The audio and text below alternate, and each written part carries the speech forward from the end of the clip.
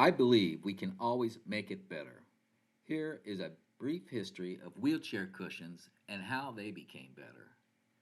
There are many inventions and discoveries I'm not mentioning, but here are a few that I think contribute to today's wheelchair cushioning. In 1813, J. Clark registered a patent in the UK for airtight beds, pillows, and cushions. A physician at the time used Clark's invention to make water beds. He used different water temperatures depending on the patient's needs. In 1930, Edward Murphy, a scientist at the Dunlop Tyre Company in the UK, whipped up latex with soap and gelling agents, creating the first latex foam called Dunlopillo. Ed's wife suggested using a cake mixer to create an airy, frothy mix before baking it. Today, latex foam is widely used and is a common wheelchair cushion.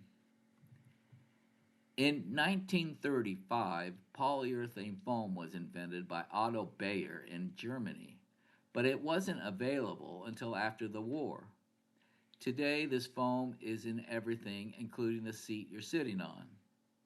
Polyfoam is lighter and more economical than foam rubber, but it's not as durable nor biodegradable. In 1970, John Rogers and Dr. Shannon Stauffer of Rancho's Los Amigos Medical Center studied the science of seating and positioning for the special populations. They created a cutting and fitting technique by using slabs of foam. They also established clinical studies to rate cushioning and seat positioning. In 1973, Robert H Greabe invented the dry floatation wheelchair cushion. The shape of the cushion and the way it holds air simulates sitting in water.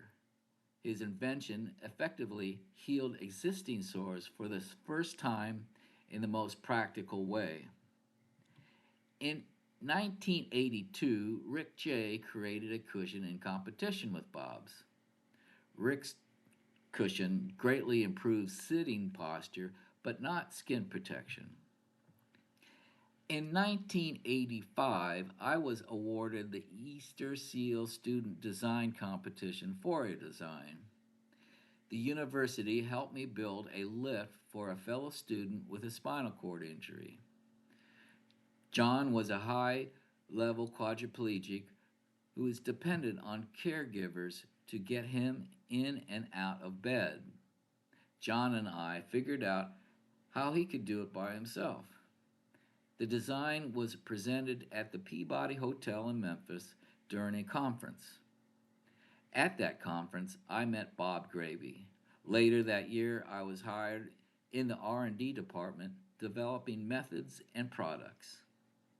In 2002, I worked for a little parasitical company that copied Greabe's techniques and developed products for them as well.